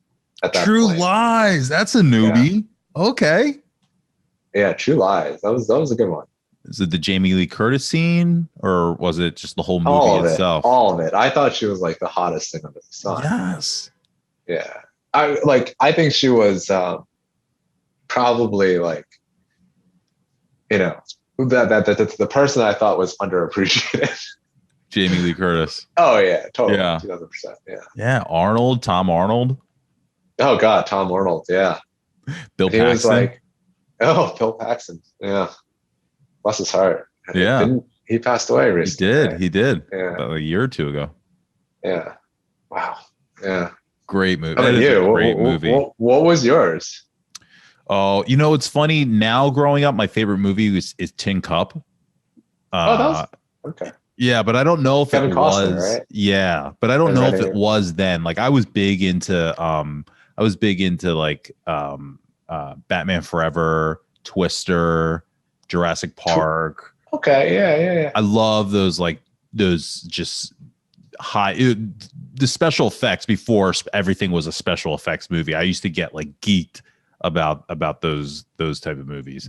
But like once we got to the later years of high school, like I was really into like Armageddon, Deep Impact, Can't Hardly Wait, Clueless. Yeah. Clueless. Oh, dude, that's one that I didn't expect anyone to. Clueless, really? Yeah. I know Clueless is good. Yeah, You know what though? Like, I mean, it makes sense because my favorite TV show was like I love Saved by the Bell and 90210. I like those Gotcha. those teen comedy drama, whatever, where you're seeing the roles and the characters are pushing through that stereotype right into a new space. That's why you're so cognizant of the different bubbles and for things that sure. you're perceived to miss out on, right? Oh, for sure. Versus me, I thought everything should be turned into an action scene, right? With True Lies. No, everything for me was like based off of 90210 and Saved by the Bell and Kelly and Zach and Brandon and Kelly and Dylan and Kelly. And I don't know any of those people, yeah, believe it or not. Yeah, I didn't watch any of Saved by the Bell or 90210. What did you watch shows? I did. So yeah, I watched like Xena, Hercules. Oh yeah, Xena Warrior Princess, X-Files. Sure. Yeah, that was about the extent of it, I think. Okay.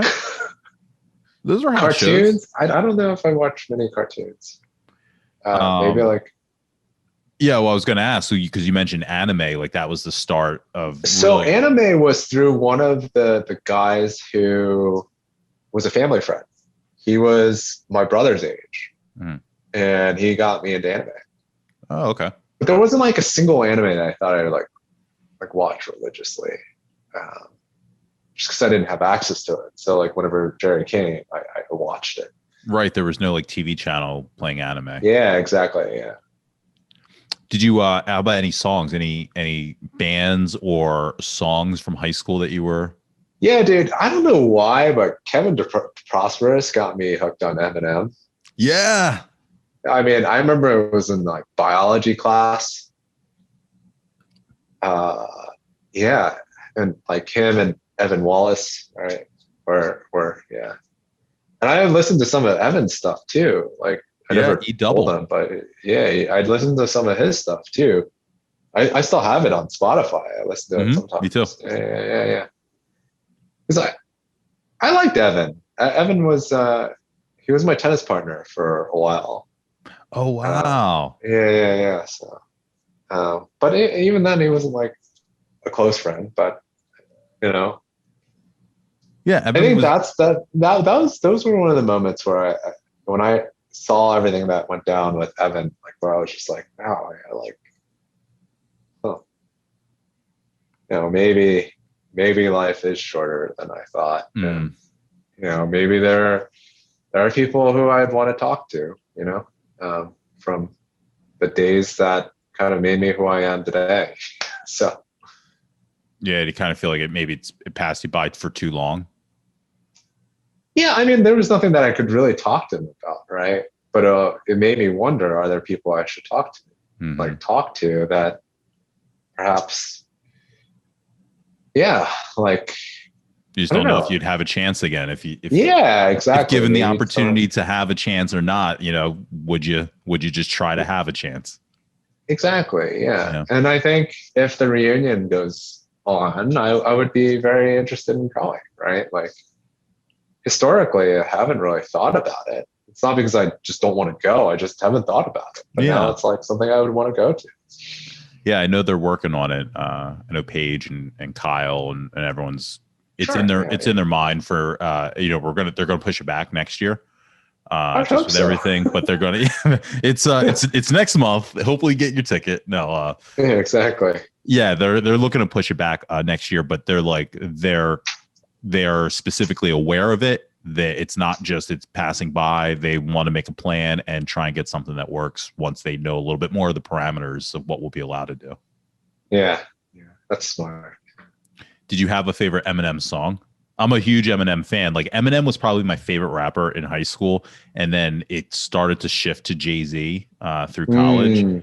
But for me, like Eminem, the Marshall Mathers LP was like favorite. Yeah, I would say, yeah. I mean, I got hooked on, that on the Slim Shady, right? Real Slim Shady. Yeah. Right? Like I remember Kevin just like singing that in biology class, and it was actually, I liked it lyrically and I liked the beat to it. Yeah. Were you Yeah.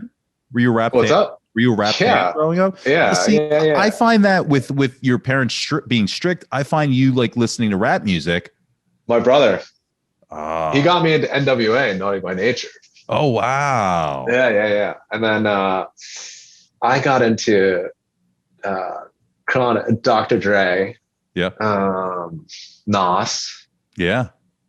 yeah, Twista, yeah, and even I Chi-Town even in the like house. I even like some of Eminem's newer stuff, like Zeus and Nat are pretty good. That's awesome. I know. Yeah, yeah, yeah, yeah. Yeah, it's weird. And it became like Ja Rule. Mm-hmm.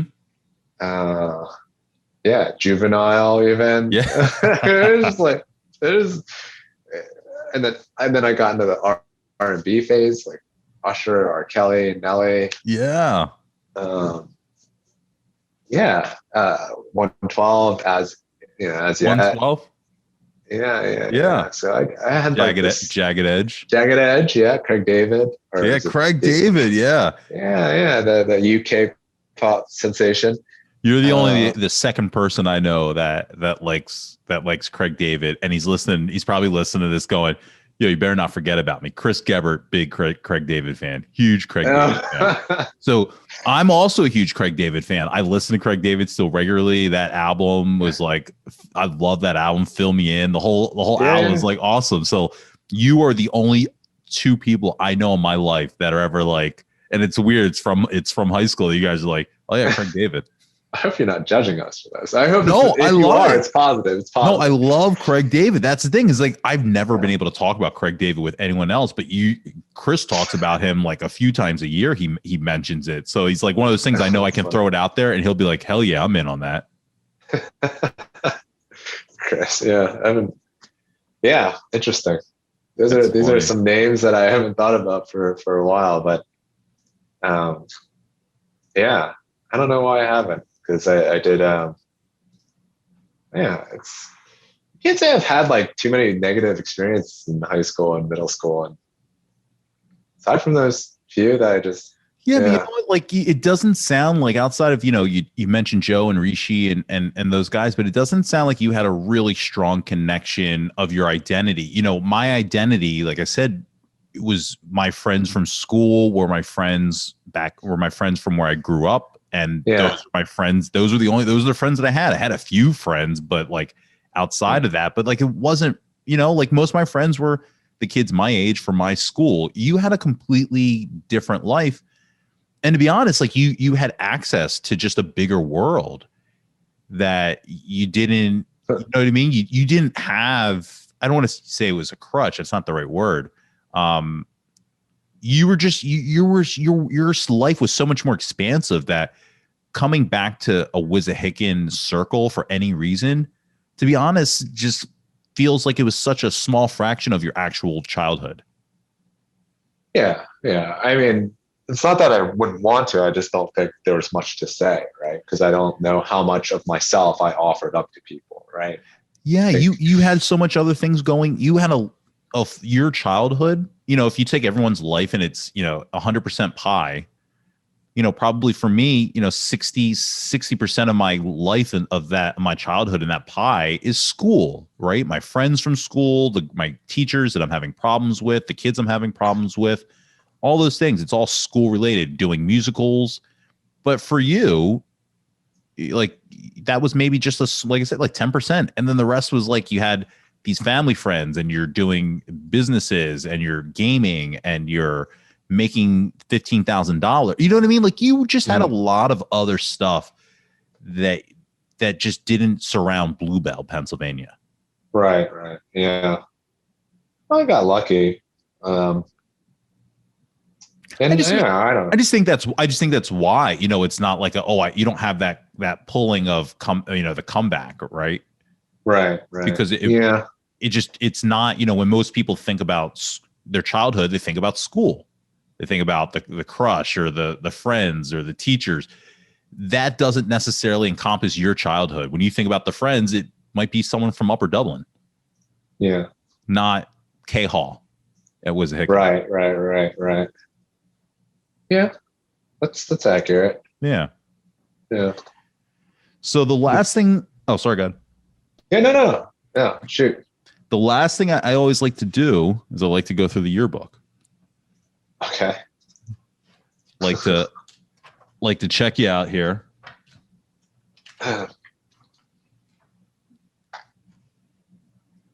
There we go. Brian K. Chiou. Yeah.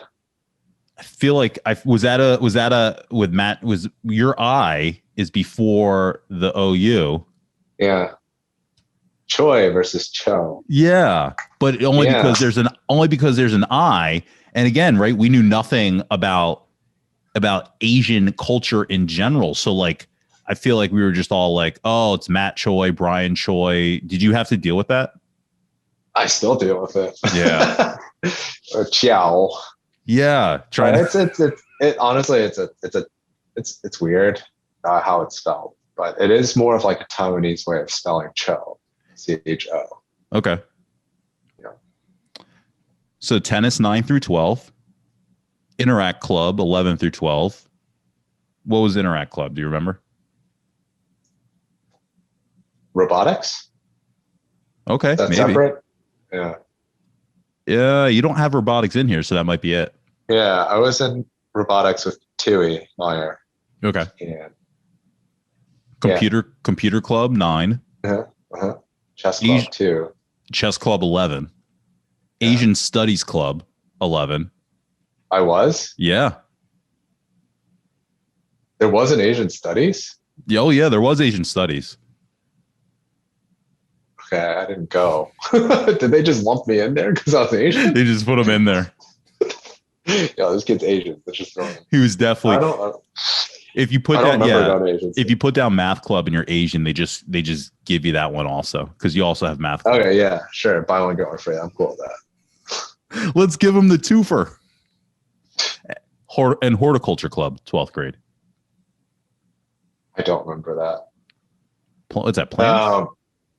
I think so. Maybe I was trying to pad my resume to like get into school. I don't remember Horticulture Club, but possibly. Here's your quote, which is funny given what we just talked about with music. But your quote was, "Of all the things I've lost, I miss my mind the most." Ozzy Osbourne. Yes. So were you an Ozzy fan? Or was this the TV show? Just a fan of the quote, honestly. Okay. Yeah. And I think that I'm paying homage to I think I'm paying homage to like who I truly am, right? I think my mind is a representation of like who I am and what I'm willing to let like people know about me. And to your point, I just really never put it out there. Just select few people, maybe. Yeah. But not a lot of people.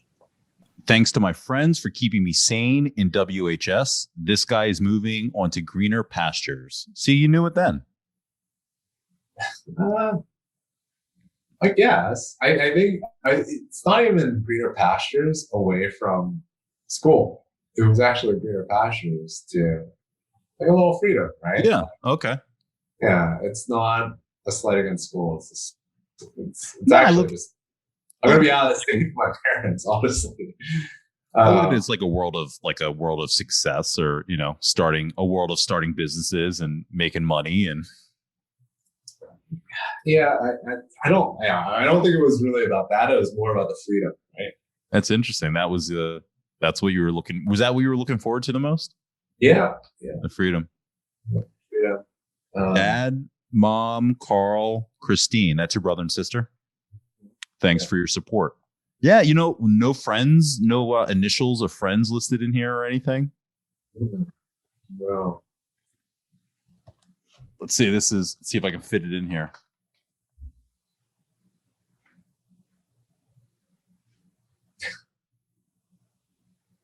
It's interesting. Yeah. Oh. It's you. Buzz cut. Yeah. No. Yeah. So young. We all were. I know, man. Oh crap.